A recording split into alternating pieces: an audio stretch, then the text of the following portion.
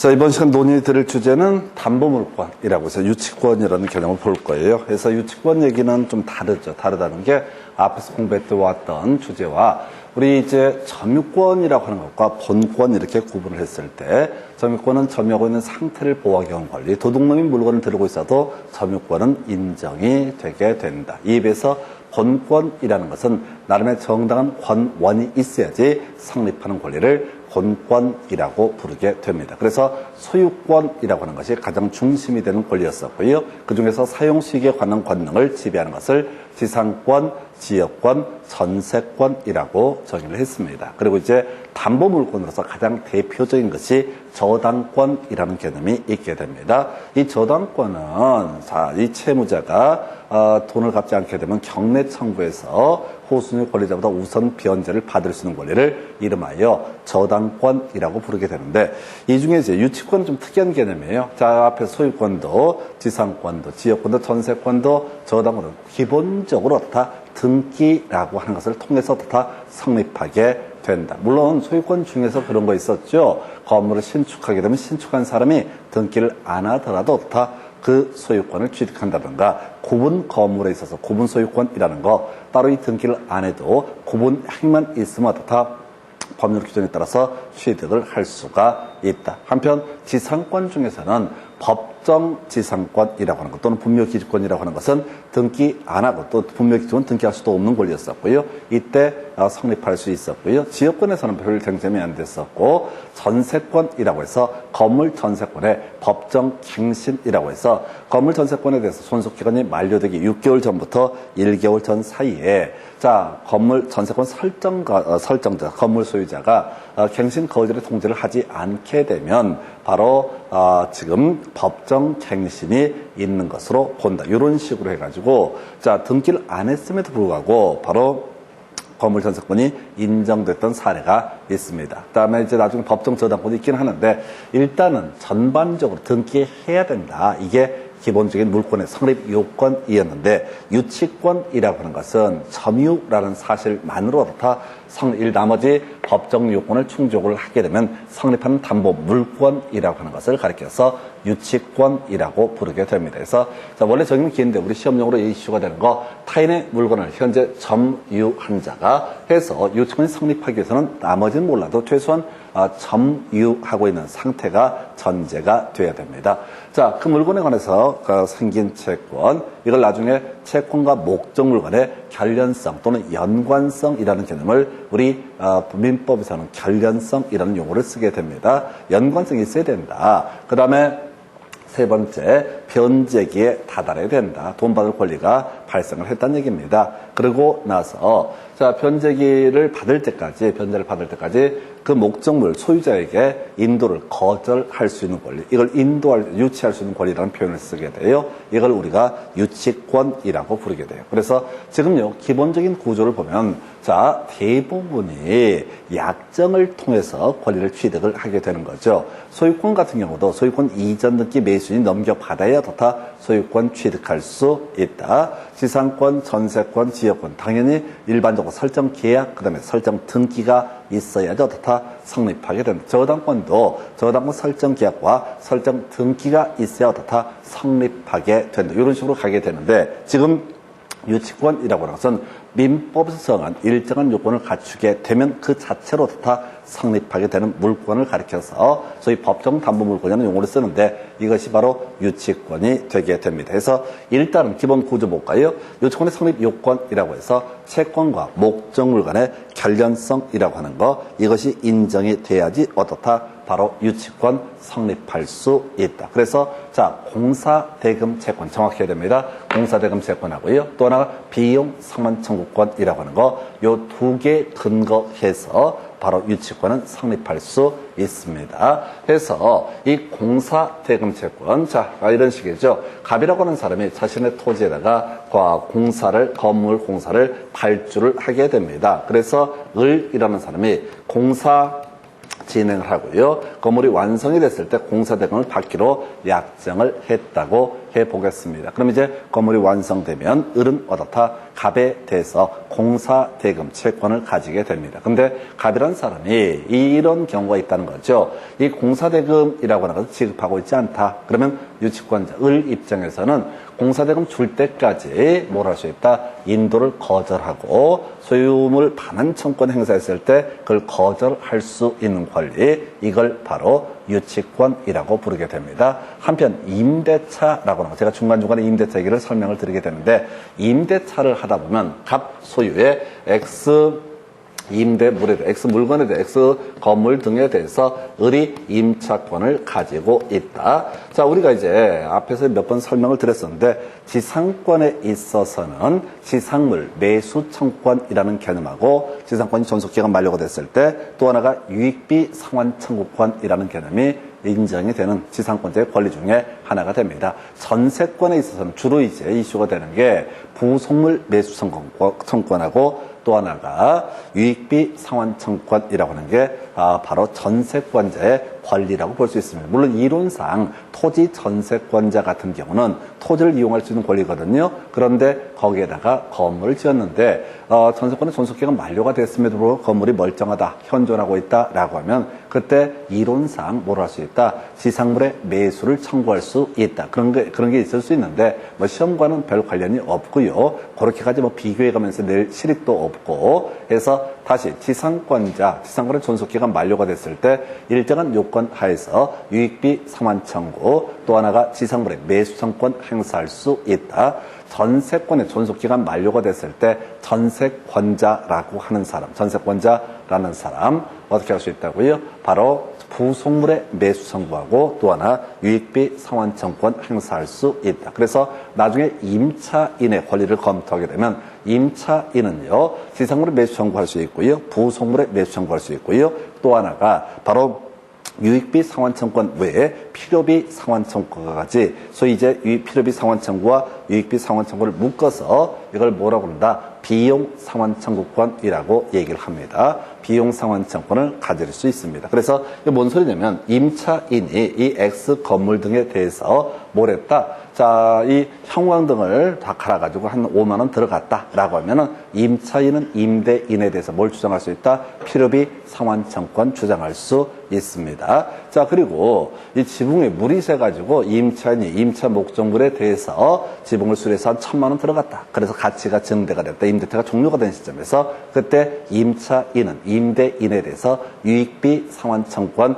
행사할 수 있습니다. 그걸 묶어서 비용 상환 청구권이라고 불러요. 그래서 임차인이 임대인에 대해서 비용 상환 청구권을 행사하고 있는데 상대방이 그 돈을 주지 않는다. 그러면 임대 목적물을 임대인에게 돌려주지 아니할 수 있는 권리, 이걸 이름하여 뭐라고 한다? 비용 상환 청구. 그래서 유치권이 인정되는 권리는 기본적으로 두 가지, 공사 대금 채권하고요. 그리고 또 하나가 비용 상환 청구권이라고 하는 거, 이걸 가지고 다 유치권 성립할 수 있다. 다만 최근 문제에서는 8년 사이엔 출제가 되지 않았는데 자, 그런 경우 있어요. 공사대금 채권이라든가 비용 상환 청구권이 있음에도 불구하고 유치권 부인되는 경우 있습니다. 불법적인 점유를 전제로 해서 어떤 게 이제 우리 교재보면 정리를 해놨는데요. 전세권자가 전세권 존속기간 만료가 된 상태에서 지 멋대로 건물의 증축 공사를 진행을 하게 됩니다. 그래서 그 공사대금 채권을 누구한테? 전세권자에게 주장을 하면서, 전세권자에게 주장을 하면서 이 돈 줄 때까지는 전세 목돈을 반환하지 않겠다. 이런 것은 유치권 인정되지 않습니다. 왜? 정당한 권원 없이 공사대금이 지불이 됐기 때문에 전세권 설정자가 거기까지 책임을 질 일은 아니다라고 이렇게 봐야겠고요. 그리고 또 하나, 자, 지금 임대차 기간이 만료가 된 상태에서 시키라는 짓, 필요비 또는 유익비를 지출했던 임차인이 비용 상환 청구권을 전제로 해서 유치권을 주장하는 것은 어떻다? 인정되지 않는다라고 하는 거에서, 자, 전세권의 존속기간 만료가 된 다음에 불법적인, 자, 전세권 설정자 입장에서 불법적인 증축 공사대금 채권이라든가, 자, 임대차 기간이 만료가 된 상태에서 시키지 않은 짓, 필요비나 유익비를 지출한 임차인이 그걸 근거로 유치권을 주장하는 것은 인정되지 않는다. 다만 이 주제는 최소한 최근 8년 동안의 시험에 나오지 않았습니다. 자, 두 번째 이슈, 채권자가 타인의 물건을 점유하고 있을 것, 이렇게 돼 있어요. 그래서 자 지금요 우리가 점유라고 하는 것은 어디에서 점유권 할 때 공부를 했었죠. 그래서 점유는 직접 점유와 간접 점유로 구분해 볼 수가 있다. 해서 자신이 직접 점유하는 것을 직접 점유, 이건 거의 이슈가 안 되고, 간접 점유라고 하는 것은 점유 매개 관계에 의해서 다른 사람에게 점유를 시키는 경우 이 사람도 다 간접 점유권을 가지고 있다라고 해서 간접 점유에서도 다 바로 유치권 인정될 수 있겠고요. 이때 자 지금 채권자가 타인의 물건을 점유하고 있을 것이라고 되어 있어요. 채권자가 타인의 물건을 점유하고 있을 것 해서 타인의 물건이라고 하는 것은 자 채무자의 물건이 될 수도 있겠고요. 또 제3자 소유의 물건이 될 수도 있습니다. 이것도 거의 안 나와요. 지금 나왔던 걸 최대 제가 양을 늘려놓은 건데 지금 이런 경우에요. 갑이라는 사람이 임대인이 되게 됩니다. 그래서 임차인 이라는 사람이 있다고 치고요. 그 다음에 병이라고 하는 사람이, 자, 뭐냐면은, 여기다 이제 공사 대금을 가지고 있습니다. 해서 뭔 얘기냐면, 이 X주택 등에 대해서 임차인 을이 지붕이 물이 새니까 누구한테? 병에게 공사를 의뢰합니다. 공사를 의뢰해서 이 사람이 이제 임차 목적물을 수리를 했다. 지붕을 다 수리했다 하십시다. 한 1,000만 원 든다 하십시다. 그럼 병은 을에 대해서 뭘 가지고 있다? 공사 대금, 채권을 가지고 있는 것이죠. 그래서 병이 임차인이 자기한테 공사 대금을 지불하지 않으니까 뭘 주장한다? 유치권을 주장을 하면서 이 주택에 대한 유치권을 주장하면서 인도를 거절할 수 있다. 그런데 문제가 되는 게 소유자가 문제가 되는 거죠. 갑의 입장에서 보니까 기가 찹니다. 이게 내 물건인데 쥐가 자 병이라는 자가 점유하면서 인도를 거절한다. 우리 앞에서 소유자라고 하는 사람은 소유물의 반환 청구권이라는 것을 행사할 수 있다. 해서 소유자 자신의 소유물을 정당한 권원 없이 점유하고 있는 사람에 대해서 뭘 주장할 수 있다? 반환 청구권 행사할 수 있다라고 하는 거. 이런 내용들이 하나의 이슈가 됐었지요. 그래서 지금 이제 자 제3자에서 갑소유의 주택을 임차한 임차인 을이 그 주택의 수선 등을 병에게 의뢰했을 때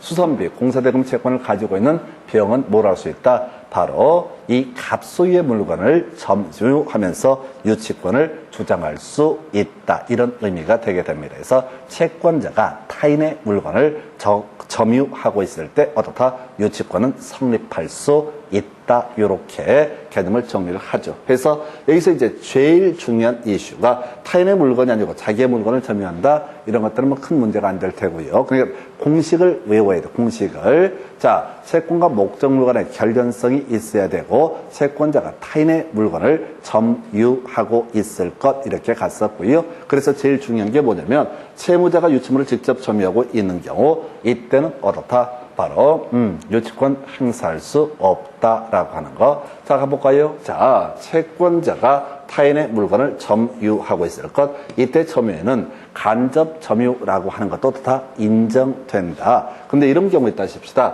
갑이라는 사람이 X 건물을 자 공사를 발주를 합니다. 그래서 을이라는 사람이 공사 대금 채권을 가지게 되는 나중에 이제 유치권자가 되게 될 것인데 자, 이 사람이 X 건물을 자, 채권자가 지금 이제 을이 X 건물을 지금 타인의 물건을 점유하고 있다. 그럼 이제 유치권 성립한다고 그랬어요. 그런데 갑이 얘기를 합니다. 내가 그 건물 좀 들어가가지고 조금 준비 좀 하겠다. 분양 준비를 하거나 뭐 등등 할 테니까 좀만 길을 열어달라. 그러시라. 라고 해서 분양해서 이제 돈 주겠다고 하니까 그러시라. 라고 해서 키를 다 줬다고요. 그러면 이제 누구 입장에서 을의 입장에서는 누구한테 갑에게 점유를 허락한 거잖아요. 그럼 어떻다? 간접 점유권을 가지고 있는 거죠. 근데 이때 간접 점유할 때 있어서 직접 점유자가 채무자가 되는 경우에는 어떻다? 유치권이 인정되지 않는다라고 하는 거. 해서 지금 이 뒤에 불법 점유 얘기는 제가 미리 땡겨서 설명을 드렸었고요. 올해는 좀 교재 순서를 바꿨어요. 다시 갑시다. 채권과 목적물 간의 관련성이 인정이 돼야지 어떻다?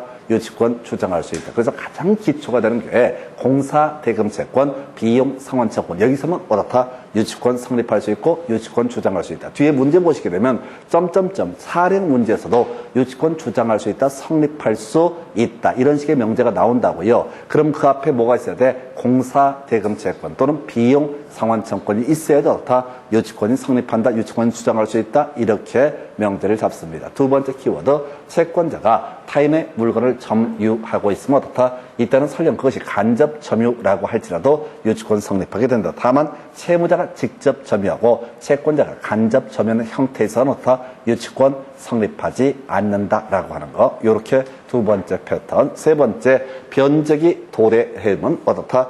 유치권 성립하게 된다. 근데 이건 좀 문제가 생겨요. 갑이라고 하는 사람이 X 토지에다가 Y 건물을 지금 이제 소유자가 되게 될 텐데, 이 Y 건물을 을이라는 사람이 뭐랬다고요? 을이라는 사람이 이 Y 건물에 대해서 자, 공사대금을 직접 건축 자재 매도대금 아닙니다. 직접 공사를 다 해야 돼요. 공사대금 채권을 가지고 있는 상태입니다. 그런데 건물이 완성이 된 게 5월 1일인데 공사대금은 5월 10일 날 주기로 약정이 돼 있습니다. 자, 그러면 이제 채권 자체가 어떻게 보면 발생을 안 한 거야. 공사대금 채권 자체가 어떻다? 아직은 발생 안 했다고. 건물 완공되고, 자, 열흘 있다가 돈을 주기로 예를 들어서 했다고 치면은, 자, 문제가 터져요.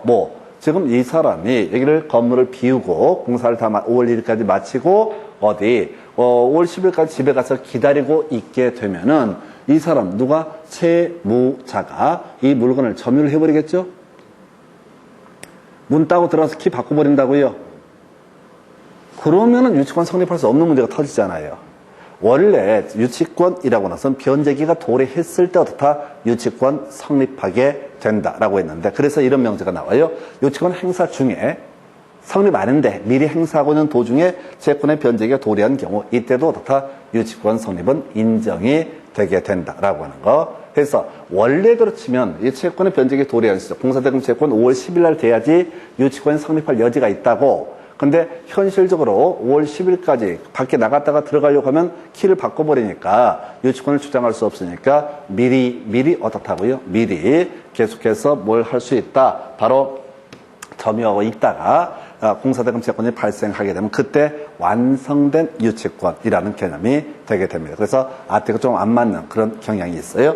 마지막, 배제 특약이 없을 것이라고 되어 있어요. 만약에 자, 임대차 계약할 때 아까 임차인이 비용 상환청권을 가지고 있으면 어떻다? 유치권 주장할 수 있다. 물론 채권과 목적물의 결연성 인정됐었고요. 채권자가 타인의 물건을 점유하고 있어야 되고요. 세 번째, 변제기 도래. 마지막, 배제 특약 없을 것. 그래서 다시 한번 그림 그려볼까요? 요거는 이제 앞에서 지상권, 그 다음에 전세권, 그리고 임차권 세 개를 비교하는 거야. 다시 가ര്യം 설명드릴게요. 갑이라는 사람이 지상권자다. 자, 다시 가십시다. 지상권이라고 하는 거. 지상권자다라고 했을 때 지상권의 존속기간 만료가 되게 되면은 지상권자는 일정한 요건 하에서 뭘 주장할 수 있다? 지상물의 매수를 청구할 수 있다. 이렇게 얘기를 하게 됩니다. 자, 지상물 매수 청구를 한다는 얘기는 상대방은 반드시 어떻다? 사줄 의무가 있다. 이런 얘기야. 담장 설치 청구하면 어떻다? 상대방은 협력할 의무가 있다. 형성권의 의미라고요. 그 다음에 또 뭐가 있을까? 자, 20년간 소유서로 평원공인에게 점유한 사람이 등기 명인에게 등기 청권 행사하게 되면 등기 명인은 어떻다? 소유권 이전기를 넘겨줄 의무가 있다. 똑같은 논리 구조로 지상권자가 지상권 설정자에 대해서 지상물의 매수를 청구하게 되면, 지상물의 매수를 청구하면 상대방은 어떻다? 사줄 의무가 있다. 이렇게 전제를 삼아야 돼. 그 외 지상권자는 그 토지의 어떤 지상권 존속기간이 만료가 된 시점에서 토지의 가치를 현저히 높였다. 객토를 해가지고 토정들 변경해서 가치를 현저히 높였다라고 하면 뭘 주장할 수 있다? 유익비 상환 청구를 할 수 있다. 그럼 유익비 상환 청구했을 때 지상권 설정자인 토지 소유자는 어떻다? 들어줘야 된다고요. 형성권이라고. 그래? 네가 유익비 상환 청구해? 그래서 내가 한번 생각해 봐야겠는데 이게 아니라 유익비라는 개념이 전제가 되게 되면 어떻다? 유익비 상환 청구에 대해서 들어줘야 된다. 자, 자, 전세권이라고 하는 거, 전세권자 입장에서 전세권의 존속기간이 만료가 되게 되면 이때 이슈가 되는 게 뭐라고요? 부속물의 매수 청구라고 하는 것을 할 수 있다. 물론 구체적으로 전세권 설정자의 동의를 받거나 전세권 설정자로서 매수를 해야 된다, 이런 일정한 요건을 갖추게 되면 전세권자가 부속물의 매수 청구를 했을 때 전세권 설정자는 어떻다? 사줄 의무가 있다, 이런 얘기라고. 똑같은 논리구조로 전세 목적물에 대해서 전세권의 존속기간이 만료가 됐는데 가치가 증대가 됐다라고 하면 어떻다? 유익비 상환 청구를 할 수 있고 상대방은 어떻다? 들어줄 의무가 있다. 여기까지 이해되셨죠? 다 뭐라고요? 형성권에 관한 개념으로 해석하는 거예요. 그런데 이 지상권 전세권에서 파생되는 것이 자, 임차권이라는 개념이 될 것이고, 임차권자, 임차인의 권리라고 하는 거, 임대차가 종료가 된 시점 등에 있어서 약간 달라지는 부분도 있습니다. 이 사람은 지금 지상물의 매수를 청구할 수 있다라고 되어 있어요. 물론 구체적으로 가면 이렇습니다. 임대차의 존속기간이 만료가 됐을 때 이 임차권자가 건물을 지어놨고 건물이 현존하고 있는데 갱신 청구를 했는데 들어주지 않게 되면 임차인은 임대인에 대해서 뭘 주장할 수 있다? 지상물의 매수를 청구할 수 있다. 이게 강행 규정이야. 그 얘기는 뭐야? 배제 특약을 할 수가 없어요. 배제 특약이 해봤자 무효야. 해서 임차인은 그저 임대인한테 지상물의 매수 청구를 할 수 있고, 임대는 어떻다? 매수 청구가 있는 순간 매매 계약이 체결된 것과 같다라고 해서 사줄 의무가 있는 거야. 대금을 지급할 의무가 발생합니다. 한편 건물 임대차 등에 있어서 건물 임차인이라고 하는 사람이 자, 지금 부속을 시켰다라고 해서 일정한 법적 요건을 갖추게 되면 뭘 할 수 있다? 부속물의 매수를 청구할 수 있다. 이 부속물 매수 청구가 적법하게 되면 매수인은 대금을 지급할 의무가 발생합니다. 구조가 똑같다고. 지상권의 지상물 매수 청구하면 상대방은 어떻다? 사줄 의무가 있다. 전세권에서 부속물 매수 청구를 하게 되면 어떻다? 상대방은 사줄 의무가 있다. 유익비 상환 청구하게 되면 요건을 충족했다면 유익비를 반환할 의무가 있다. 이렇게 가는데 지금 문제가 되는 게 지금 유치권 성립 사유 중에서 비용 상환 청구권이 있었죠? 임차인의 비용 상환 청구권. 이 비용 상환 청구권은 일단은 두 가지로 구분을 하게 되는 거죠. 필요비하고요. 또 뭐가 있었죠? 유익비라고 하는 거. 두 가지로 대별해 볼 수가 있다. 해서 지상권 전세권에서는 뭐만? 유익비만 문제가 됐던 것이고, 자, 임차권에서는 자, 형광등 갈아끼운 비용 이거 하고 또 지붕 수리 비용 같은 유익비 둘 다 상환 청구할 수 있습니다. 근데 이 비용 상환 청구권이라고 하는 것은 애초에 임대차 계약을 체결할 때 어떻다? 이것을 배제하는 특약을 맺을 수 있습니다. 대부분 상가건물의 임대차는 무조건 비용 상환 청구권 배제 특약입니다. 현실에 중개업을 하시는 분들. 왜? 임차인은 여기다가 예를 들어서 뭘 하나 달아. 그래 놓고 나서 이거 돈 주기 전까지 돈 안 주면 나는 못 나가겠다. 이렇게 하는 경우가 있을 수 있다는 거죠. 말이 안 된다는 거죠. 그래서 아예 특약으로 원상복구 특약이라는 걸 넣게 돼요. 원상복구 특약의 의미가 뭐라고요? 바로 비용 상환 청구권을 배제하는 특약입니다. 다 떼가라 이거지. 자, 그래서 지금 이게 이제 아예 배제하는 특약을 넣을 수 있다고. 그 특약은 어떻다? 유효한 것이다. 그래서 비용 상환 청구권을 배제하는 특약이 유효하게 성립됐다면 임차인은 임대인에 대해서 뭘 주장할 수 없다? 비용 상환 청구권 주장할 수 없고, 비용 상환 청구권이 성립하지 않기 때문에 모두 주장할 수 없다. 유치권도 주장할 수 없다라고 하는 거. 물론 이제 공사 발주하면서 또 그런 경우도 있겠죠. 배제 특약. 근데 그건 현실적으로 문제가 안 될 테니까. 건물 공사를 발주하면서 설령 내가 공사 대금 못 주더라도 넌 유치권을 행사하지 않기로 한다. 이런 특약을 넣으면 누가 거기서 공사를 하겠냐고. 건물주가 돈 안 주겠다고 아예 선언을 한 건데. 그래서 이 배제 특약 얘기는 어디에서 문제가 된다? 비용 상환 청구권은 현실적으로 문제가 되게 됩니다. 다시 임대차에서 나중에 계약법에서 논의할 주제지만 지금 이제 지상물 매수 청구, 부속물 매수 청구하게 되면 어떻다? 상대방은 들어줄 의무가 있다. 임대인은 사줄 대금을 지급할 법적 의무가 발생하게 됩니다. 그러나 비용 상환 청구권이라고 하는 일단 개념 자체가 뭐라고 비용 상환 청구권이라고 하는 것은 배제 특약이 잇따르면 그건 유효하다. 그러나 지상물 매수 청구나 부속물 매수 청구라고 하는 것은 배제 특약이 있다 한들 그 자체가 무효가 되게 됩니다. 왜? 개념상 물권에서 가져온 개념이니까. 그래서 이렇게 자 이렇게 해서 유치권의 성립 요건 다시 한번 가겠습니다. 제일 쉬운 문제, 유치권을 행사할 수 있다, 주장할 수 있다라는 명제가 있게 되면 공사대금채권, 비용상환청권이라고 하는 거 이거 다 유치권 주장할 수 있다. 이걸 전제로만 유치권 주장할 수 있다. 다른 거는요 다 유치권 주장할 수 없습니다. 두 번째, 채권자가 타인의 물건을 점유하고 있을 것 이렇게 돼 있어요. 그래서 채권자의 점유는 모두 가능하다. 바로 간접 점유도 가능하다. 다만 뭐는 채무자가 직접 점유하고 채권자가 간접 점유할 때 이게 출제 포인트거든요. 이때는 유치권 주장할 수 없다. 이때 또 하나가 타인의 물건에 대한 점유를 의미하기 때문에 이때는 단순히 채무자의 물건이어도 무방하고 바로 제3자의 물건을 점유하는 경우도 유치권 주장할 수 있다. 변제기 도래해야지 유치권 성립하는데 점유하고 있다가 변제기 도래하면 그때 유치권 계속해서 주장할 수 있다. 논리적으로 좀 말이 안 된다고 그랬어요. 그 외에 배제 특약이 있다면 어떻다? 유치권은 성립하지 않는다. 왜? 비용상환 청구 자체가 배제가 되기 때문에, 비용상환 청구이 발생하지 않기 때문에, 비용상환 청구이 발생을 해야지 뭐라고요? 유치권 성립할 여지가 있단 말이에요. 근데 비용상환 청구를 배제하는 원상복구 특약이 있다면 어떻다? 유치권은 성립하지 않는다. 이 정도가 유치권의 성립 요건 등에 관한 주제가 되게 됩니다. 자, 그래서 이 유치권의 성립에 관한 주제 보셨고요. 그 다음에 이제 큰 쟁점은 안 되는데 유치권의 성립이라고 하는 거. 자, 이게 어떤 사람이 목적물을 점유하고 있습니다. 그리고 자기가 주장합니다. 나 유치권자라고 주장하면 그냥 유치권 일단은 인정을 해줘야 돼요. 그러면은 그 유치권이 성립하지 않았다라는 사실은 어떻다? 그것을 부인하는 자가 입증을 해야 됩니다. 앞에서 유치권은 법정 담보 물권이라고 했어요. 법적인 요건을 충족하면 그대로 어떻다? 성립하게 되는 물권을 법정 담보 물권이라고 부릅니다. 그러면 어떤 사람이 유치권을 주장을 하고 있다 하십시다. 그럼 그 사람이 하나하나 꼼꼼히 네건 채권과 목적물의 결연성이 인정되고 채권자가 타인의 물건을 점유하고 있는 것이고 배제 특약 없고 변제기 도래 이렇게 입증하는 게 아니라 그 상대방이 얘기를 하는 거야.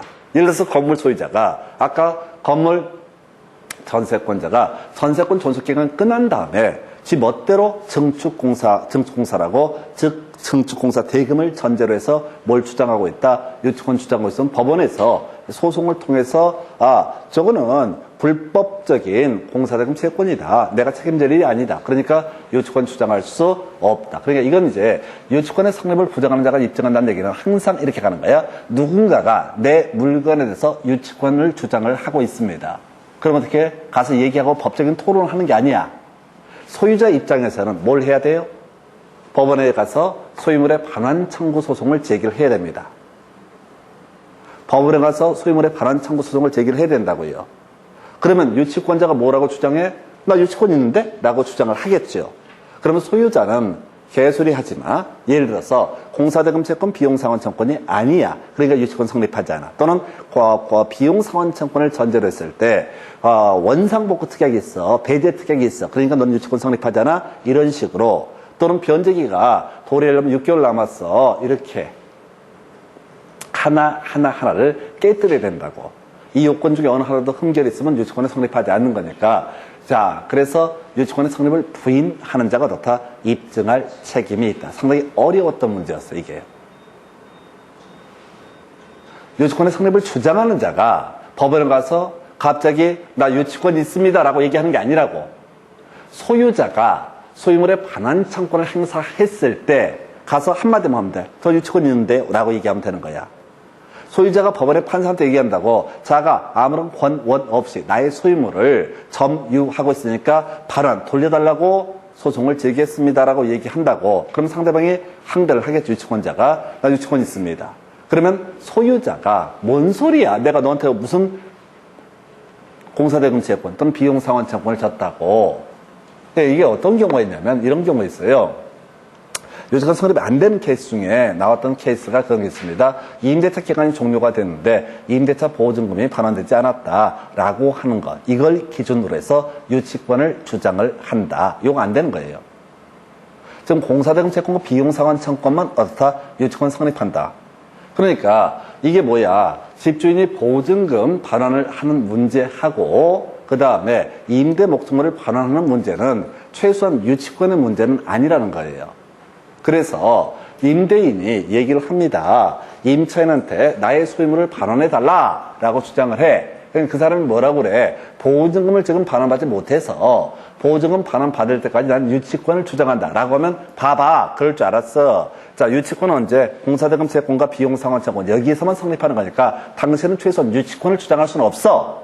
라고 누가? 소유자가 입증을 해야 된다. 이 정도 얘기가 되겠고요. 또 동시행의 항변권자는 그렇다 치고 유치권의 소멸 사유까지 가볼까요? 자, 유치권의 소멸. 자, 일단은 자 목적물이 멸실되면 어떻다? 유치권 소멸한다. 뭐 어렵지 않습니다. 그냥 항상 똑같은 얘기지. 그 다음에 혼동. 유치권자가 아예 건물의 소유권을 사버렸어. 그럼 소유권도 가지고 있고 유치권도 가지고 있잖아요. 그럼 뒤에 있는 유치권은 어떻다?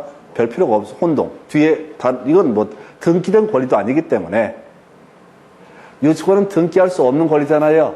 그러니까 유치권자가 목적물을 소유하게 되면 뒤에 꼬리가 있을 수가 없다고. 그러니까 어떻다? 혼동으로 소멸한다. 물론 이제 혹시 전체를 묶어서 꼬리 있으면 어떻다? 혼동으로 소멸하지 않는다. 그 다음에 포기. 유치권자가 포기할 수 있는 거죠. 아니, 점유하고 있는데 삭신만 쓰시고 저 새끼는 돈 줄 의사가 전혀 없고 나 딴 데 가서 일해야 되는데 뭐 그런 경우도 있을 수 있다는 거죠. 그 다음에 이제 수용. 수용이 있으면 모든 권리가 소멸합니다. 자, 상지라고 해서 나중에 등기법에서 두 가지를 제외하고 모든 권리가 소멸하게 된다. 그 다음에 이제 피담보 채권 소멸. 돈 갚아버리면 어떻다? 당연히 유치권은 소멸하게 된다. 근데 이런 것들은 중요한 게 아니야. 상식이니까. 그래서 자, 소멸 청구부터 볼까요? 소멸 청구. 우리 비교해서 지상권의 소멸 청구라는 개념이 있었죠. 지상권자가 2년분 지를 체납하게 되면 어떻다? 지상권 설정자는 소멸 청구를 할 수가 있다.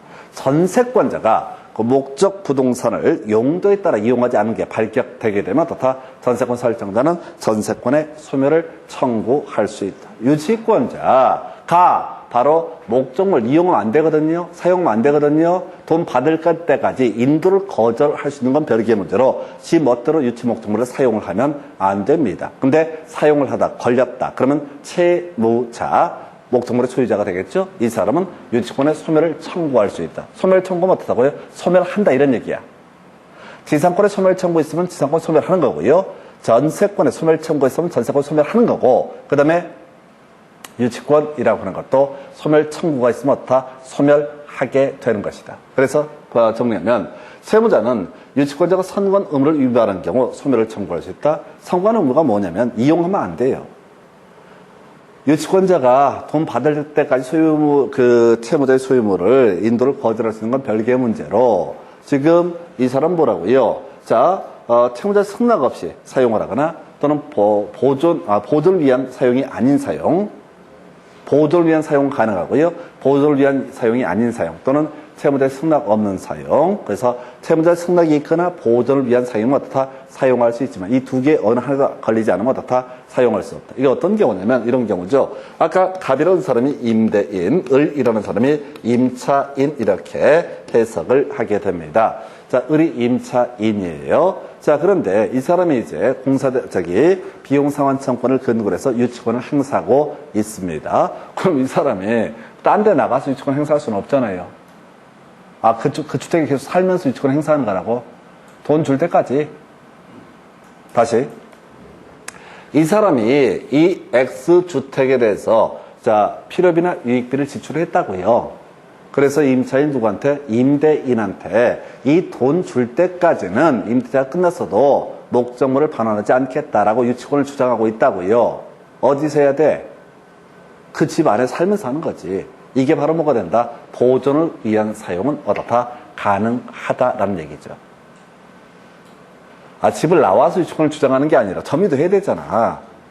물론 점유를 한다는 게 그것을 지배한다라는 의미의 키를 갖고 있으면 이게 점유로 해석을 하게 되는 건데, 문제는 이때 임차인이 그 주택을 계속 사용하더라도 이건 뭐가 된다? 보존을 위한 사용이니까 소멸 청구를 할 수가 없다라고 하는 거, 이렇게 가는 거죠. 또는 상가 건물 같은 경우 지 멋대로 장사를 한다거나 이렇게 하면 다 채무자가 소멸 청구를 할 수 있다.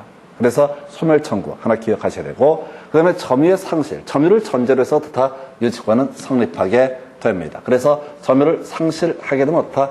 유치권은 소멸하게 된다. 물론 자, 유치권자가 제3자의 점유 매개 관계에서 유치물을 간접 점유하는 경우 어떻다? 이것은 점유를 상실한 것이 아니기 때문에 유치권은 소멸하지 않는다. 해서 우리가 점유권을 할 때부터 계속 이슈가 됐던 거 뭐라고요? 바로 간접 점유라는 것도 어떻다? 점유의 일종이 되게 된다. 이렇게 정리합니다. 그래서 이 정도가 유치권의 성립과 소멸이라는 개념이고요. 교재 통해서 관련한 쟁점들 확인해 드리도록 하겠습니다. 여러분 교재 160페이지인가요? 어디 보십시다. 161페이지. 자, 일단 1번 질문 뒤를 보셔야 되겠다. 유치권 행사할 수 있다 라고 되어 있죠. 그럼 그 앞에 뭐가 있어야 돼? 공사대금 이란 말 나와야 되죠. 또는 필요비 상환 청구 또는 유익비 상환 청구 또는 비용 상환 청구 이런 말 나와야 되죠. 건축자재 하는 건 뭐야? 이건 채권과 목적물 간의 결연성이 인정이 안 되는 거죠. 따라서 유치권 행사할 수 없다. 지문을 자꾸 읽어보셔야 돼. 이게 한 2년 내지 3년에 무조건 한 문제 나와요. 시험 지문에 유치권을 행사할 수 있다라는 명제가 나오게 되면은 그 앞에 뭐가 있어야 돼? 정확해야 돼. 공사대금 채권. 건축자재 매도자금 아니라고. 공사대금 채권 뭐라고요? 비용 상환 청구 또는 응용 들어가면 필요비 상환 청구권, 유익비 상환 청구권. 물론 그렇게 내지도 않겠지만. 두 번째, 유치권 행사하는 동안에 피담보 채권의 소멸시효가 진행되지 않는다. 해서 우리가 민법상 채권의 소멸시효 기본적으로 몇 년? 10년이라고 해석을 합니다. 민법상 채권의 소멸시효는 최대가 몇 년이라고요? 10년. 물론 이제 음식 먹고 나면 1년 내 소멸시효가 걸리고 단기 소멸시효가 있지만은 일반적인 소멸시효가 몇 년? 10년. 일반적인 채권의 소멸시효, 민사 채권의 소멸시효는 10년이라고요. 그런데 지금 돈 받을 권리, 자, 어떤 갑이라고 하는 사람이 X 토지에다가 Y 건물을 발주를 했고 이 사람이 공사를 진행을 했어. 그럼 공사대금 채권 가지고 있죠? 그러면 돈 안 주면 유치권 행사하겠죠? 근데 10년 동안 돈을 못 받는다고, 그럼 어떻다고요? 공사대금 채권이 시효 완성으로 소멸하게 된다고.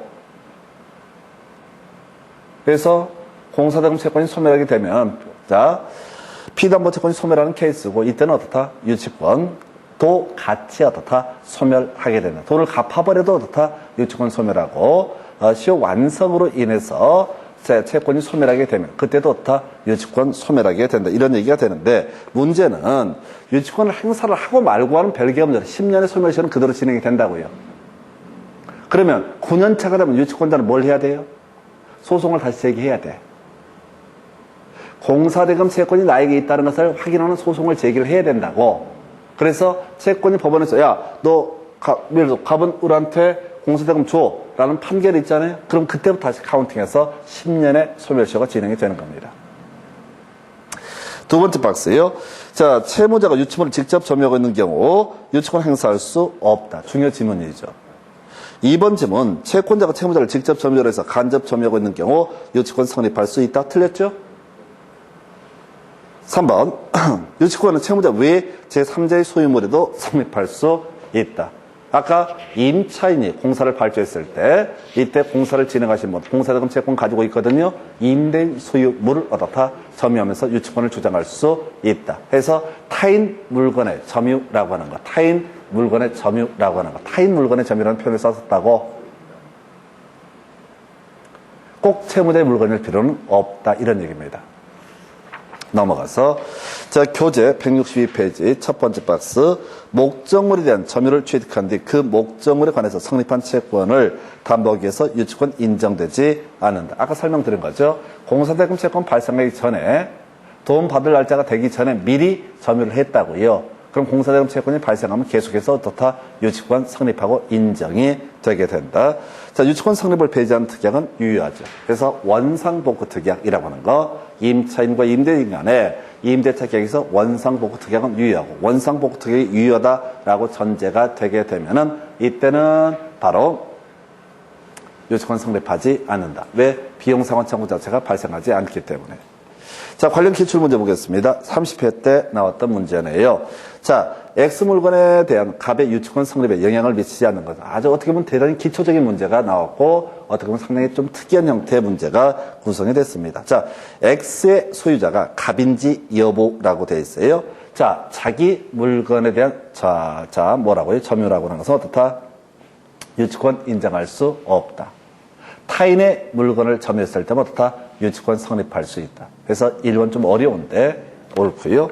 두 번째, X에 관해 생긴 채권의 변제기가 도래했는지 여부. 원칙적으로 채권의 변제기가 도래해야지 어떻다? 유치권 성립할 수 있다. 그러나 먼저 점유하고 있다가 채권의 변제기 도래하면 그때도 유치권 성립을 인정한다.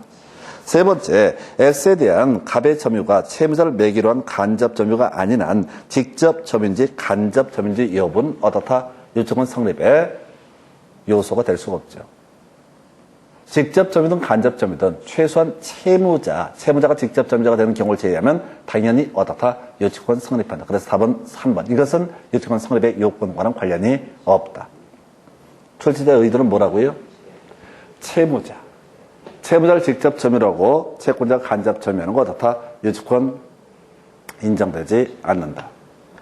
그 다음에 4번, X에 대한 갑의 점유가 불법 행위에 의한 것인지 여부. 아까 공사대금 채권, 비용상환 채권이라는 게 불법적으로 발생한 경우에는 어떻다? 유치권 성립하지 않는다. 아까 여기서 설명드렸었죠? 바로 채권과 목적물과의 결연성이 인정된다 할지라도 그것이 불법 점유에 근거해서 발생한 채권이라고 한다면 유치권 인정되지 않는다.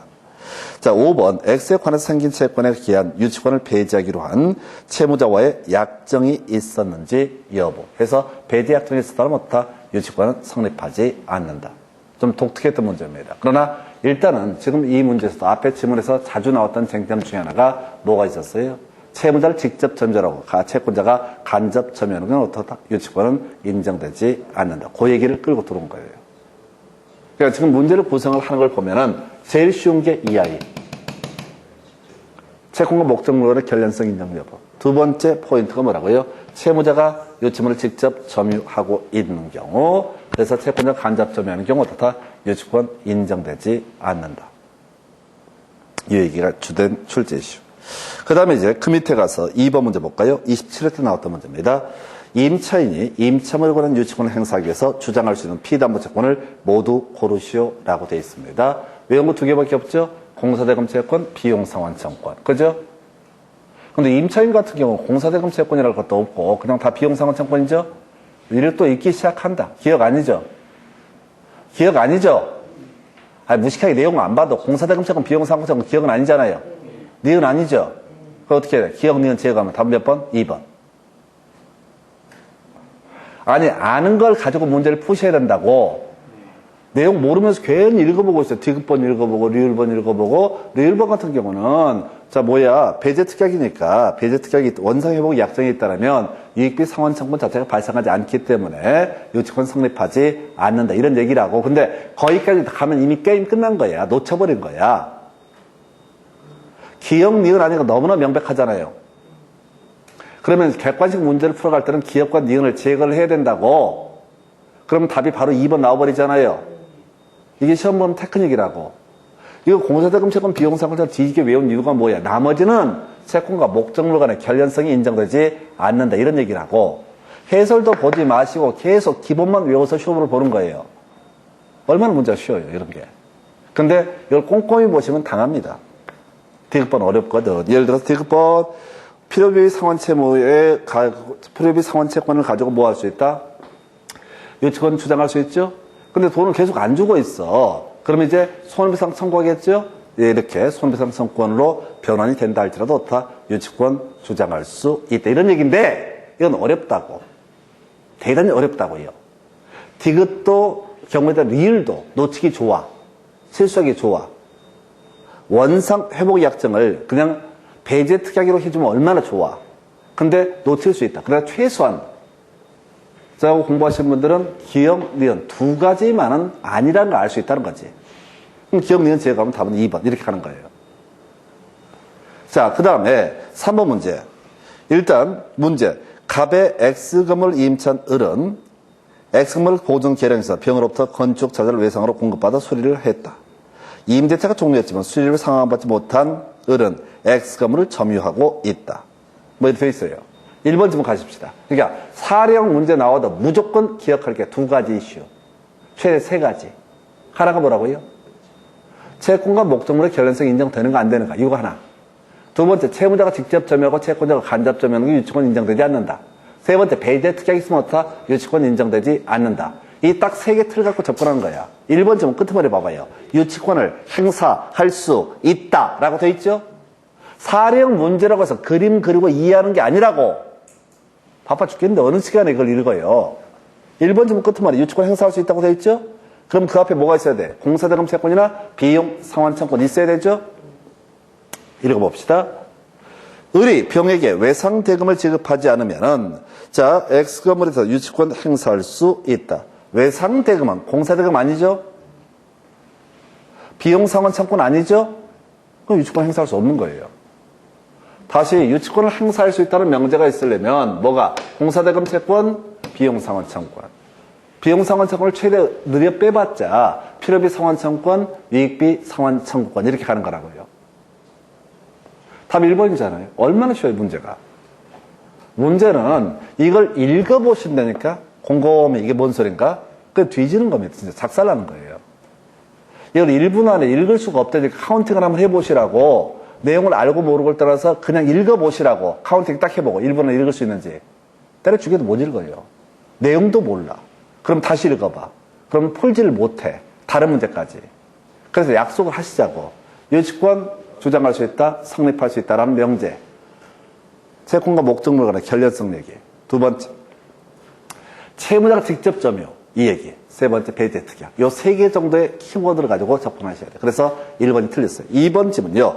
을은 갑이 수리비를 상환할 때까지 X 거물에 대해서 유치권 행사할 수 있다. 라고 되어 있네요. 자, 한번 볼까요? 자, 을은 누굽니까? 임차인이죠.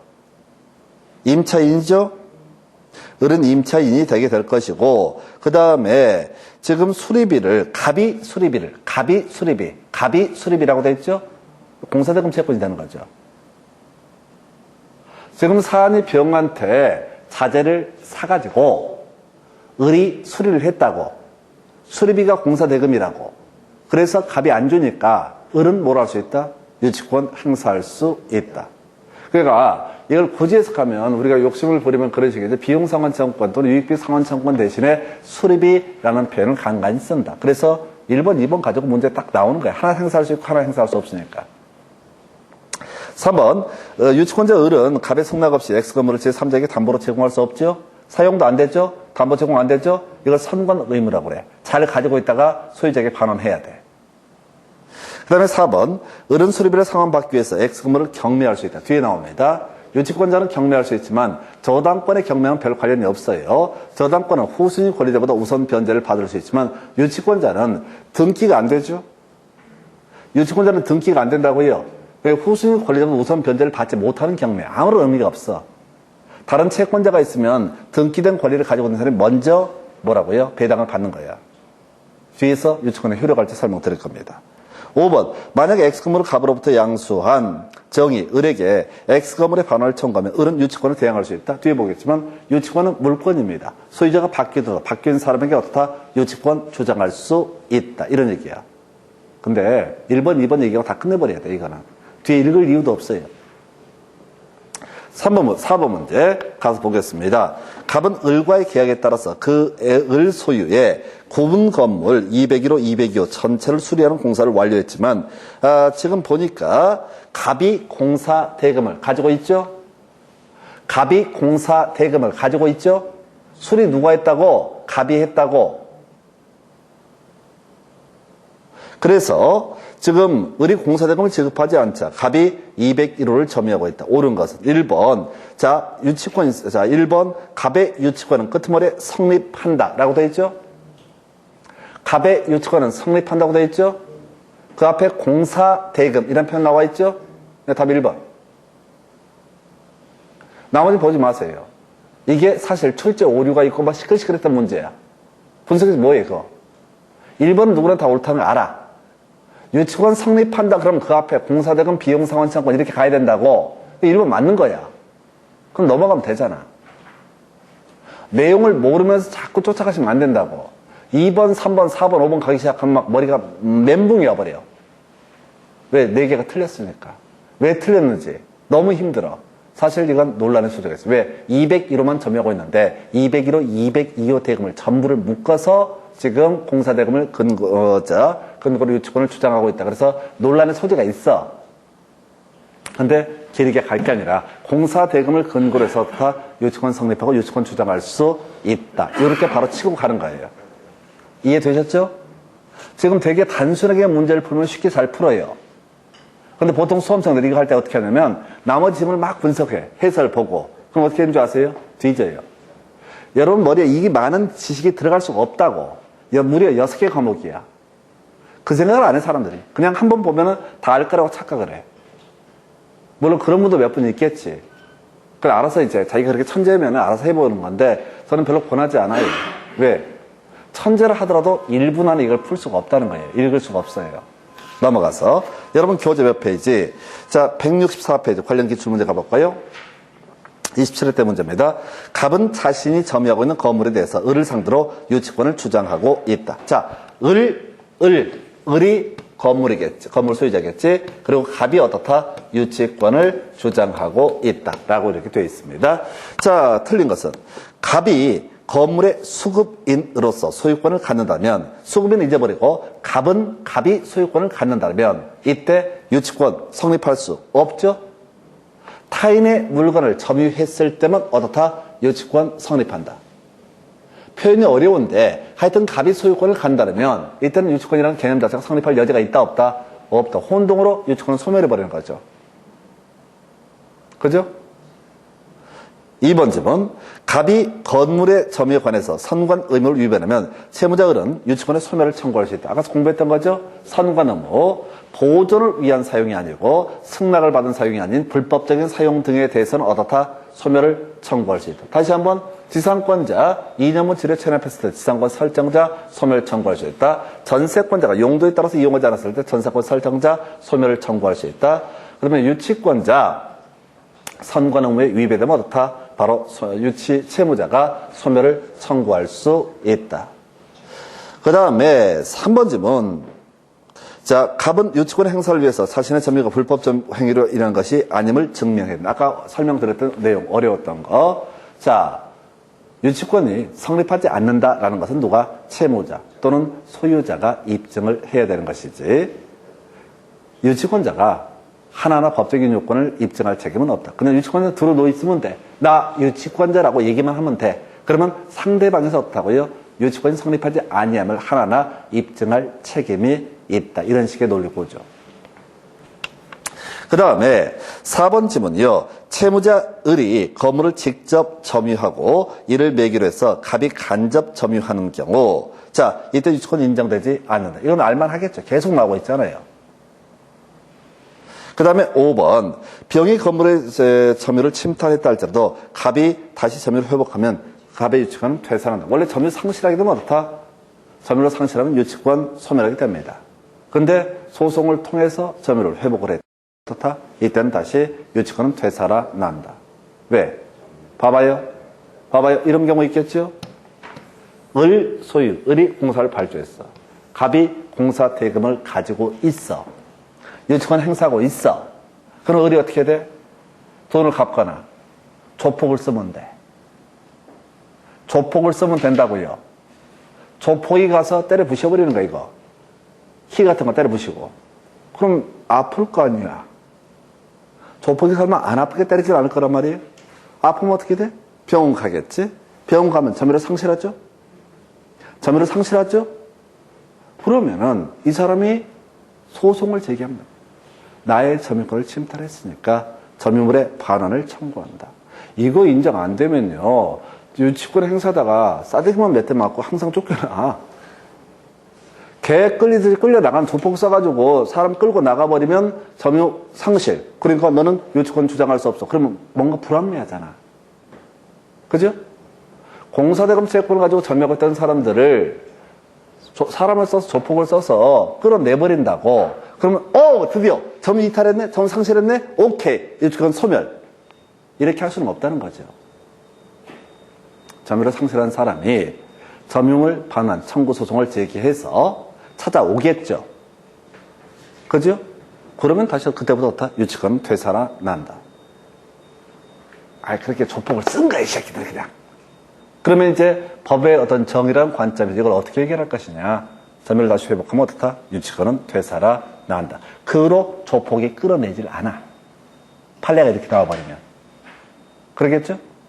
만약에 판례가 점유를 상실하는 순간 무조건 유치권 소멸한다고 해버리면 변호사, 법적인 조언을 받는 건물주가 무조건 뭐 한다고? 조폭 써버린다고.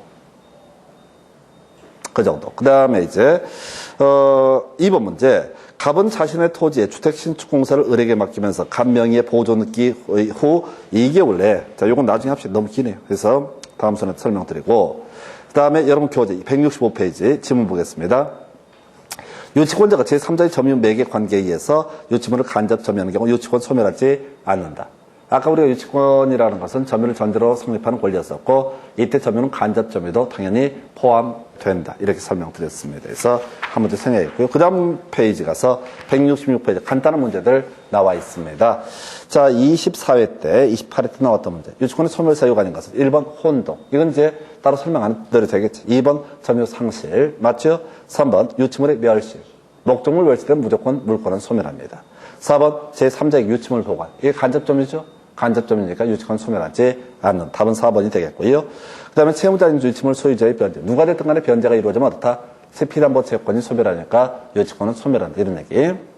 28회 때 문제. 유치권 소멸 사유가 아닌 것은 포기, 점유의 상실, 목적물의 전부 멸실, 피담보 채권의 소멸 나와 있죠? 4개는 알죠? 그럼 나머지 5번째가 답이라는 거지. 타담보 제공 청구의 소유자의 목적물 양도. 자, 소유자의 목적물 양도. 소유자가 바뀌었다고 해서 유치권이 소멸한 건 아니죠. 유치권은 물권이니까 바뀐 소유자에 대해서 다 유치권을 주장할 수 있다. 그래서 자, 오늘 여기까지 하고 다음 시간에 이어서 지금 이제 유치권의 효력 등에 관한 주제 보겠습니다. 자, 수고했습니다.